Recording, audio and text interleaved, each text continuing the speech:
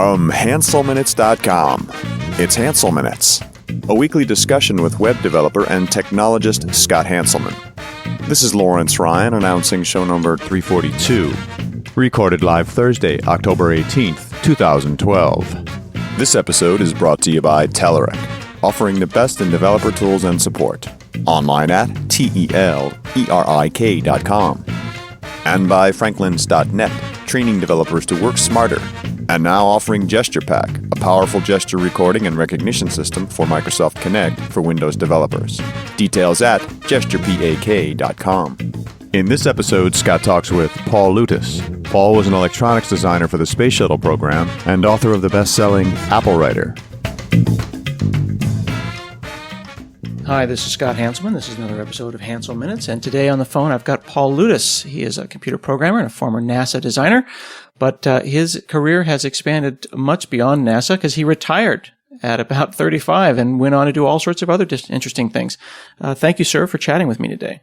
You're welcome. Glad to be here. So let's, if you don't mind, just for people who may not be familiar with your work, let's talk a little bit about what you did kind of in the 70s at NASA, and then we'll kind of move forward from there. Okay. I was hired by a subcontractor of Rockwell International to design part of the Space Shuttle.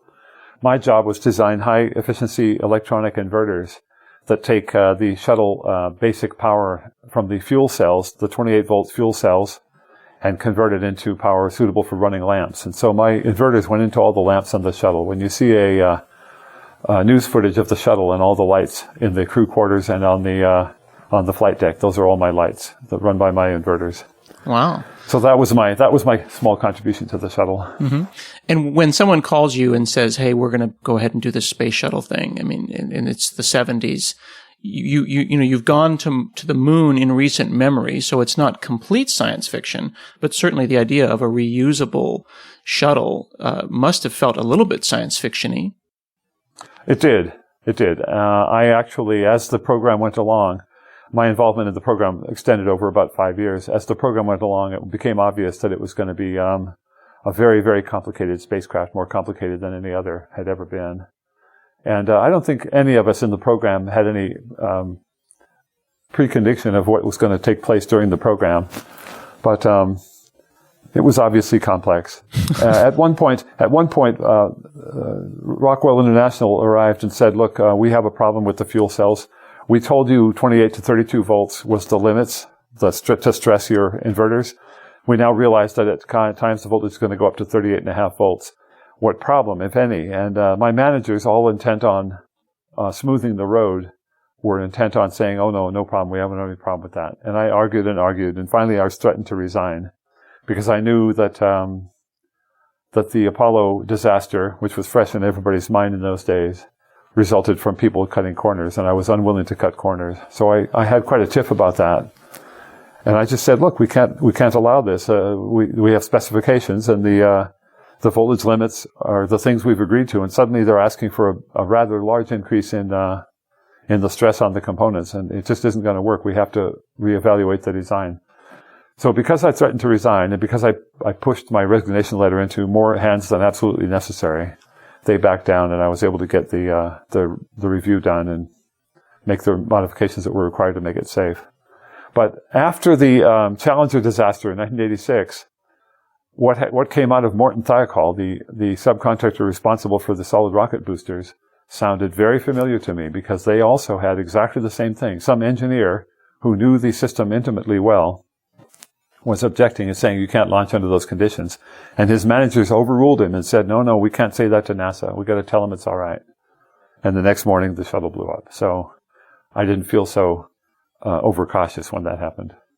How does someone know, though, when you are effectively a Chicken Little? I mean, Chicken Little at the time, perhaps whistleblower after the fact, in retrospect. Yeah. But there must be people blowing whistles and declaring that the sky is falling all the time. You know the system more than ever. Yes. It happens all the time. How does the manager know that this is a problem or this isn't a problem? They ultimately either trust you or they don't. Oh, that's your question. Yeah, well, that's a very good question. In this case, I think the managers didn't think very hard about it, and they tended to rely on their own past experiences with simpler projects. And they just said, it doesn't look like a big deal to me. It's just, 6 extra volts. What they didn't realize was the stress on electronic components in a running electronic circuit is the square of the voltage change. And so it was a much larger difference than they were realizing. And that was beyond their expertise. So I just think they figured I would go along, even though I had objected. They thought they could talk me down. And that's one of the funny things about a position like that. I was younger than my managers. They all had more experience in the field, but none of them had worked on a complex spacecraft before. And none of them had worked with specifications that were so rigorous and specific as on the shuttle. Mm-hmm.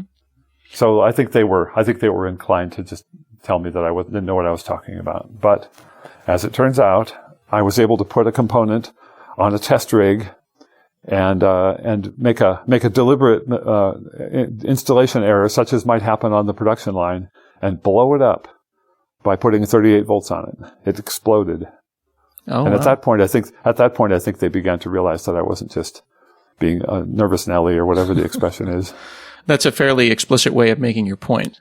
Yeah, I just said, come here, guys. And I hooked this component up deliberately backwards to make my point. And it turned out later that, in fact, a wiring person did hook one of these components up backwards, and it exploded.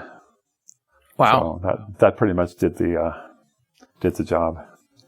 When you're making specifications like this, presumably you're thinking, well, this is going to go to space, and the specifications, are all assumptions.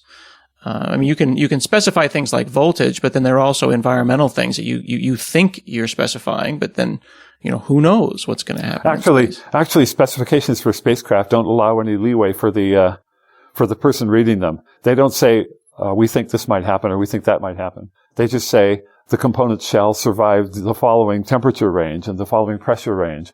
And this component needs to be cooled in zero gravity, which is not so easy. Things like that. So it spells it out. It doesn't leave anything to the imagination. And so a person can just go, we met every specification. And actually, that's probably what NASA prefers. They don't like the, we think this will work kind of a response. Wow. So there really is no room for error in these situations. No. It's very specific. A NASA specification for a spacecraft, a manned spacecraft, is more explicit and specific than any legal document you can imagine reading. It just says exactly the temperature, humidity, vibration, everything else, voltage range. All those things are spelled out explicitly, which is why, by the way, Rockwell International came forward. As soon as they realized that because of a bus switching procedure error, the voltage on the bus might go up to 38.5 volts, they instantly told everybody. Within 24 hours, once they realized it, they got to that stage in the design and they said, whoops, what happens if this switch is turned this way and that switch is turned that way? The fuel cell is completely unloaded, and they hadn't considered that possibility. And the voltage leapt up to 38.5 volts, and they instantly informed everybody by memo within 24 hours, which NASA required them to do, of course. Wow. I'm looking, I've looked at some of the documents that you can get. You can go up to nasa.gov, and there's a technical reports server. And I've spent some time looking over some of your documents from 1977 through 1981. They're all available as PDFs, or you can order them. And the language is extremely dense. There is no room at all for error in the language. It's almost like a legal document. I mean, I've worked on banking systems, but I've never seen anything quite this, dense is the only word that I have for it as far as information dense. Yeah. When I reported on my work in technical articles, I was already predisposed to writing it in a way that there'd be no possibility for ambiguity. But then it went through several review cycles with people both in NASA and in my own company to make sure there wasn't anything left to chance. And so what you see there in those documents is the result of several editorial passes after my own writing. And I tend to be the kind of person who writes in an explicit way without ambiguity. But that natural tendency was amplified by the people who reviewed it afterward. Wow. And then afterwards, I am told that you created a mathematical model of the solar system that ended up being used on the Mars mission. Yes, I in the early 70s, the first programmable calculators arrived, and this was well before personal computers were available. But I was really curious about programming and solving mathematical problems. So as soon as one was available, I bought one. It was an HP 65, I believe, was the first one, or the HP 25, one of the two. And I had great fun with it. And pretty quickly, I had written a solar system model using pretty simple methods. for all 9 planets. And I published it in a magazine. And the people at JPL, all of whom had the same programmable calculator, wanted it so they could use it in their daily work, because they otherwise had to submit a batch job to a huge mainframe to get a prediction about a trivial positions of the planets kind of problem. So I got in touch with them, and they asked for some changes, and they pointed out an error I had made in the position of Pluto. So I got an amount of correspondence. So that's the basis of that, is the people at JPL were using my program on the same programmable calculator I was using to create the program. What made you kind of, and drop out is not meant in any way of a pejorative term, but what made you stop kind of working so intensely and then instead kind of moving to a more remote location and kind of focusing on... This is going to sound a bit hokey, but I was deprived of a childhood. And so once I had enough money to retire, I did so just to be able to go do something besides work for a living. I had never actually done the sort of thing that children do when they're children. Mm-hmm. That part of my life was never existed. It never happened. So, I had a much narrower and more conservative idea of having enough money for retirement. In the early 70s, I got enough money together to buy a small, silly piece of land in Oregon and still have $3,000 left over. So I said, time to retire. So I had gotten done with my work for NASA. The project was completed.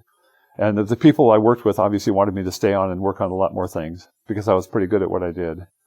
But I explained what I just said, and I guess they reluctantly agreed. But they kept me on as a consultant for a couple of years afterwards. So every couple of months I would go down for a week and solve some engineering problems for them and then go back.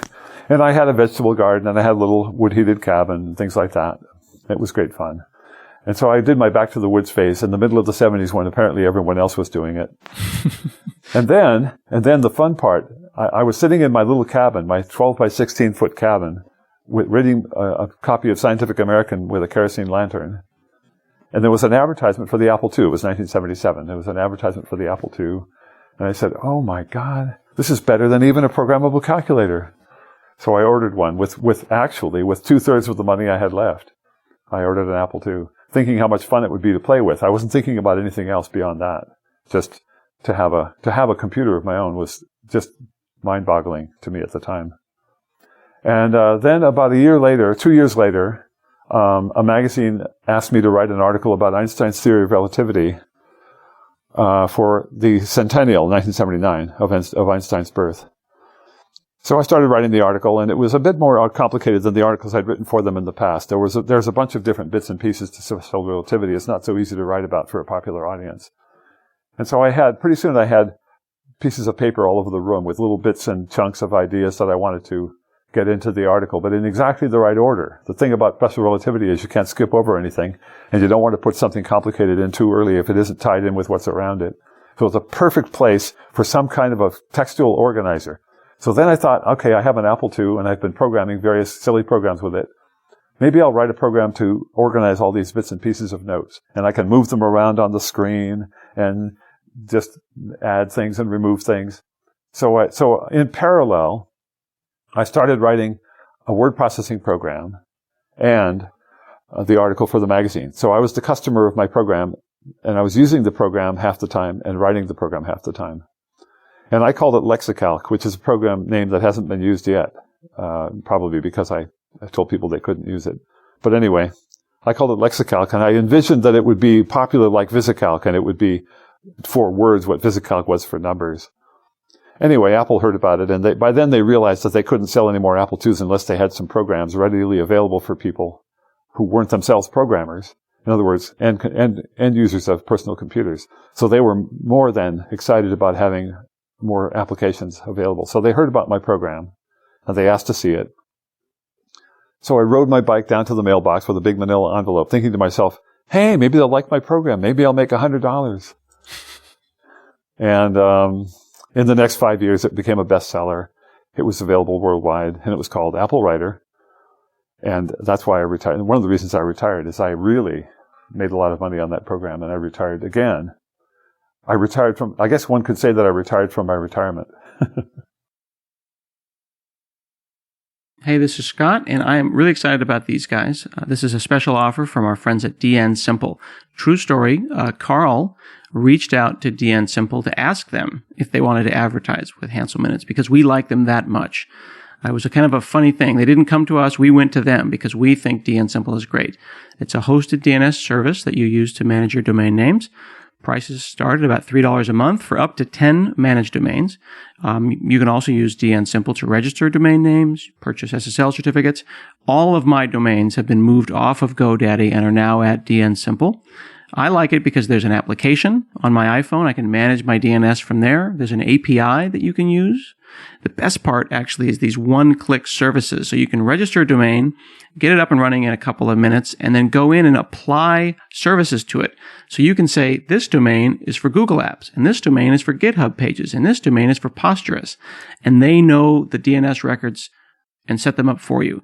Even for something as complicated as Google Apps, there's like 11 different settings you need to create. They handle it all for you. So here's the deal. They've got a special 30-day trial. You can cancel at any time, but Hansel Minutes listeners get 3 months of free DNS service. So you go to dnsimple.com/HM. Special deal for Hansel Minutes listeners. Just visit dnsimple.com/HM. Hansel Minutes listeners get 3 months of free DNS service. Love these guys. They're so nice. DN Simple, hosted DNS. Check them out.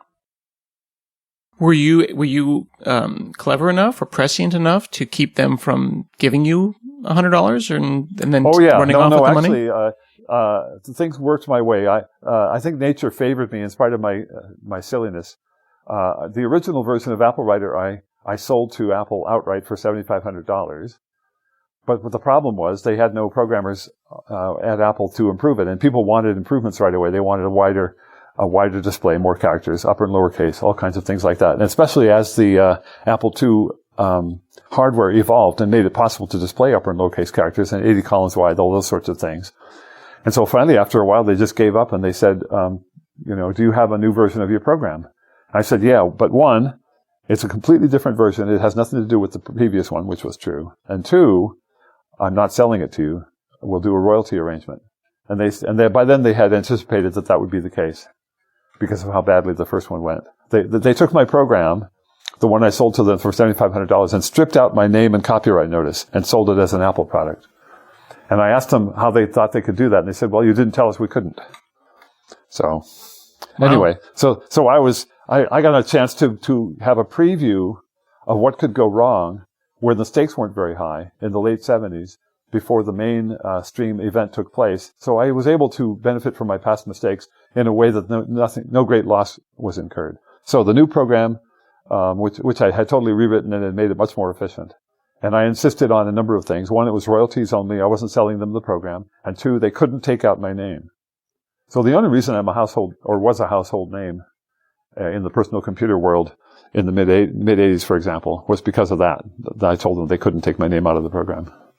Well, anyway, so they said, okay, royalties, that's fine with us. That means no upfront money. What royalty rate? And I said, I don't know, 25%. How's that sound to you guys? And they said, sure, no problem. 25% sounds reasonable. Neither of us realized that royalty rates on software are almost never that high. And the result was that they sold quite a lot of copies of the program, but the volume of software in those days was a tiny fraction of what it is, for example, with Microsoft now. But notwithstanding that, it was quite a lucrative arrangement. And then as the sales started going up in a hockey stick fashion, they said, this 25% thing, that wasn't such a great idea. And I said, well, yeah, maybe not, but I don't think that we should change it at this point. So they argued about it a little bit, but I was unwilling to give way. There was no incentive for me to change it, and I think they finally realized that the program was selling itself. They didn't need to try very hard to get people to buy it. And how long did that last? For about from around 1980 or 81 until about 85. And it was in the millions. I'll just say it was in the millions of dollars in royalties.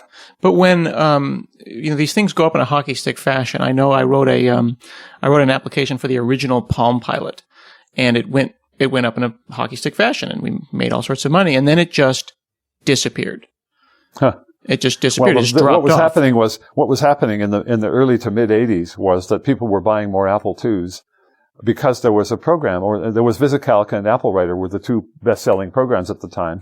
And it dawned on people that A, there was software available, so they weren't buying a hobbyist machine anymore. Mm-hmm. And B, a personal computer made sense, which in those days, people were becoming aware of the fact that there was a new consumer product called a personal computer. And that was fact number one. And fact number two was how many of them were there. This was when, IBM was selling their personal computer as an entry system for their mainline business. The IBM people in those days never really appreciated that there was a market for personal computers. They thought of it as a way to get people to buy larger machines, just as a sort of an introductory thing.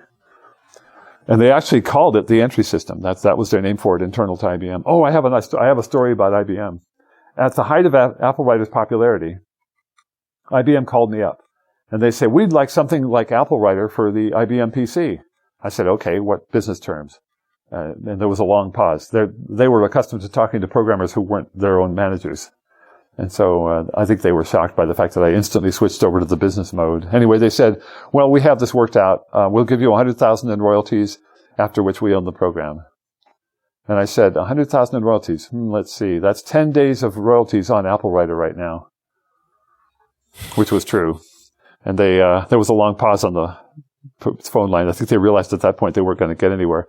They then called John Draper, aka Captain Crunch, and offered him the same deal, and he took it. And it wasn't a very good program. I forget the name of it, but it wasn't very good. And when somebody asked him about it later, allegedly, John Draper replied, they asked for a $100,000 program. I gave them one. Now, I can't verify that quote, but I've heard it from several different sources. So. How did you turn it into freeware then after 1992, after, it was discontinued? As soon as the program became popular and successful, it occurred to me that it was going to be too pricey. It was $125, which in those days was a lot of money for a program. I decided to create a version that was missing a few features that I could give away in schools. And so I did that. I called it Free Writer. And Apple agreed. I showed them the program, and it wasn't able to print. It was just it was able to create data files, and, it was limited so that they wouldn't be upset. And I was able to offer it. And for a while, there was a program called Free Writer floating around, and everybody knew it was mine. And then somebody took it over and added a print feature to it and called it Fred Writer and charged people $10 for it. So that was my first exposure to what happens when you offer free software, is somebody will take it over and offer it for sale. And since then, I have to tell you that because I have so many free programs on my website, that I'm constantly having to try to keep people from selling my free programs or packaging them together on a DVD and offering them for sale and things like that. It's just exceedingly annoying. And one reason is people who are young enough and inexperienced enough don't realize that if something is free, it doesn't mean that's all right for you to sell it. That doesn't necessarily follow. And I think a person who's young enough, who doesn't know enough about law, might think that because something is free, then it's all right to sell it. And I've had any number of conversations with young programmers who didn't understand that doesn't follow. When you were a young programmer and you were getting started in the business, and not necessarily a young programmer in the age sense, but in the, you're getting into personal computing, you've created Apple Writer, you're having some success. Are you hanging out virtually or otherwise with, the Dan Britkins or the, Charles Simonyi? Is this a club of people? Because my entire programming career took place from rural Oregon and elsewhere out in the woods, I hardly ever met people like that. And I would get an invitation to go to the Hackers Conference every year, and I would just forget it. I wouldn't do it. So I never actually met any of those people. I met a lot of people at Apple, of course, directly, people who worked for Apple and people who showed up. Mm-hmm. But I didn't actually meet most of the people who were in the mainstream. I would exchange letters from time to time, and then maybe a TV interview, that sort of thing. But I didn't have that as a peer group, not really. And not because people didn't ask me to, but I just wasn't interested. I didn't want to abandon it. I regarded that I had the perfect world. I was living in the woods, and it was quiet and pretty, and I could write programs. And it just, I didn't want to go to the city. When I did go to the city, I have to mention this in passing, I was unwilling to make any compromises.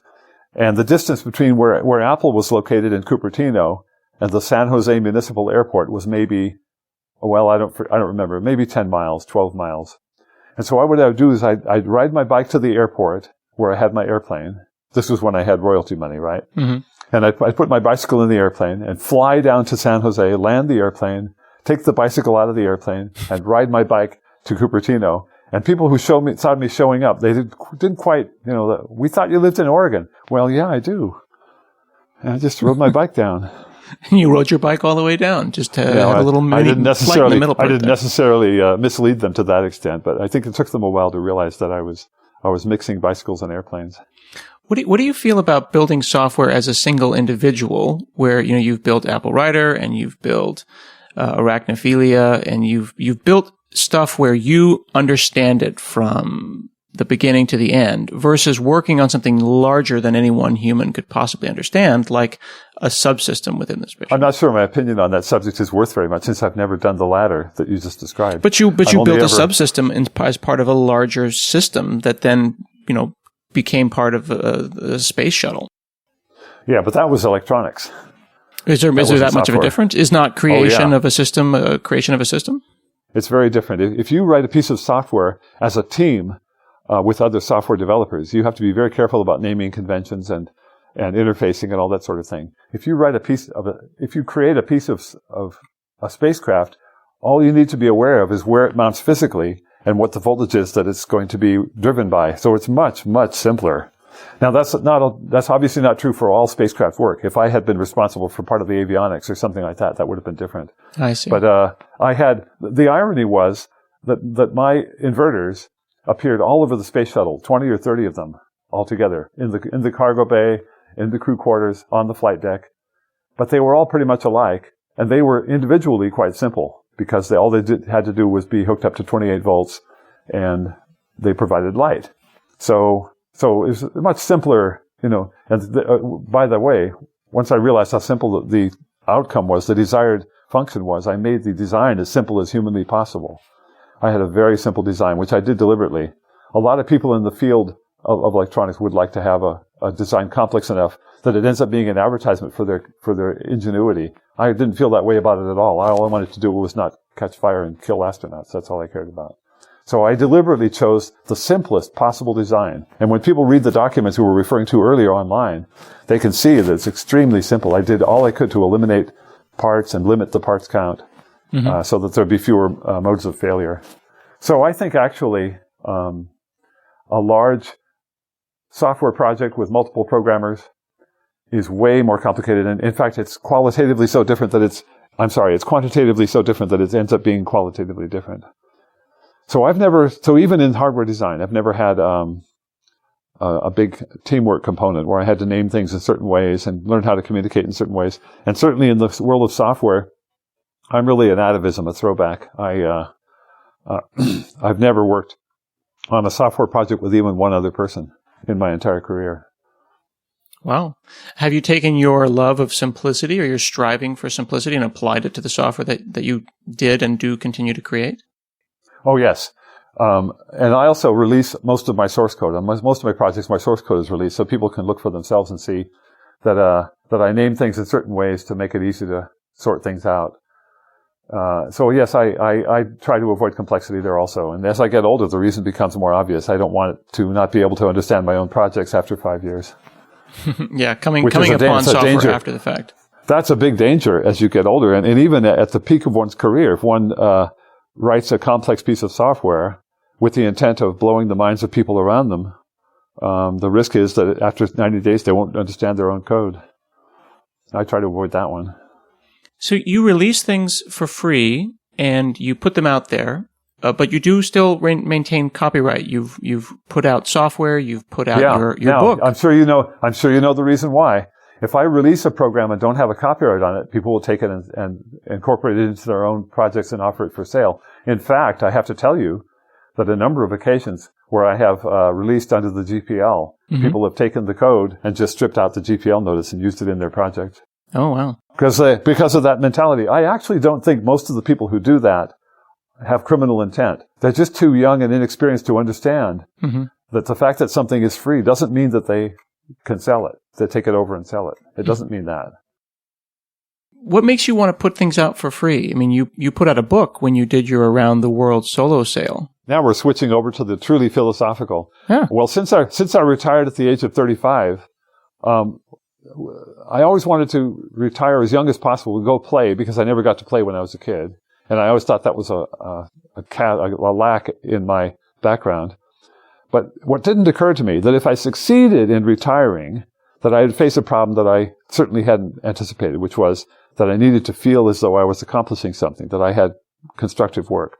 So I'm really a workaholic, and I could never actually be retired in the sense of going fishing. Though I always have to have some sort of project, a sense that I'm useful to other people. And I just said this to my neighbor the other day about something unrelated. I really have to feel useful to other people. That's a core value of mine. And so if I write a program, I'm always thinking, oh, well, let's see, is this going to be something that people will find useful? And I just did an SQL tutorial with that in mind, just to make sure that I hardly ever write programs for my own use. And if I do write a program that's really only for me, I hardly, I don't necessarily even release it. But if I do release a program, it's with the knowledge that somebody will find it useful. So producing is something that drives you. I mean, you don't necessarily want to get paid. Like you said, you put out your book and it remains free, but you produced and you put it out there and hopefully it helps someone. Yeah. People find it useful. People find that what I do useful. Obviously, if you work for a living, if you worked for a living and made a salary, but you knew that what you did was completely useless to anyone else, it would probably destroy it for you. It would certainly destroy it for me. I don't know about other people. So if you do something for free, I think the same rules apply. If you do something gratis, if you intend to put it out there and offer it for free, you still want it to be useful to people. Otherwise, you wouldn't necessarily do it.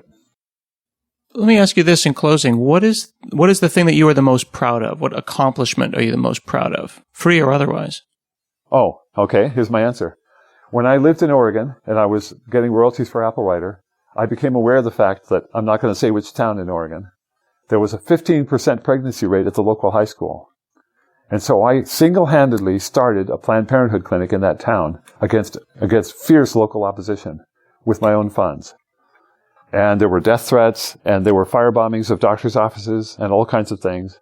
It was the single thing in my entire career that I was most proud of, because it actually made a difference. Young women were able to complete their educations. A certain number of lives weren't destroyed. And naturally enough, because I'm a lifelong rebel, the fact that everybody was angry about it and couldn't understand why I was doing it, that helped also. That's great. Well, I really appreciate you sharing your stories with us, and people can go up on your website at arachnoid.com. They can download your book, Confessions of a Long-Distance Sailor. They can even purchase that on Amazon or on Lulu. And they can also check out your applications, both past and present, up on your website. Thank you so much for chatting with me today, sir. You're welcome. Glad to be here.